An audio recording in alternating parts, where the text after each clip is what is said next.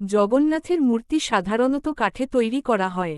নিম্ব বৃক্ষ বা নিম গাছের কাঠ দ্বারা জগন্নাথদেবের প্রধান বিগ্রহগুলো জগন্নাথ, বলরাম ও সুভদ্রা নির্মিত। এই মূর্তির চোখ দুটি বড় বড় ও গোলাকার। হাত অসম্পূর্ণ। মূর্তিতে কোনো পা দেখা যায় না। কাহিনী অনুসারে কৃষ্ণ তার ভক্ত রাজা ইন্দ্রদ্যুম্নের সম্মুখে আবির্ভূত হয়ে পুরীর সমুদ্রতটে ভেসে আসা একটি কাষ্ঠখণ্ড দিয়ে তার মূর্তি নির্মাণের আদেশ দেন। মূর্তি নির্মাণের জন্য রাজা একজন উপযুক্ত কাষ্ঠশিল্পীর সন্ধান করতে থাকেন। তখন এক রহস্যময় বৃদ্ধ ব্রাহ্মণ কাষ্ঠশিল্পী তার সম্মুখে উপস্থিত হন এবং মূর্তি নির্মাণের জন্য কয়েকদিন চেয়ে নেন। সেই কাষ্ঠশিল্পী রাজাকে জানিয়ে দেন মূর্তি নির্মাণকালে কেউ যেন তার কাজে বাধা না দেন। বন্ধ দরজার আড়ালে শুরু হয় কাজ।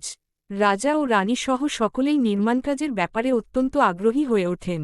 প্রতিদিন তারা বন্ধ দরজার কাছে যেতেন এবং শুনতে পেতেন ভিতর থেকে খোদাইয়ের আওয়াজ ভেসে আসছে।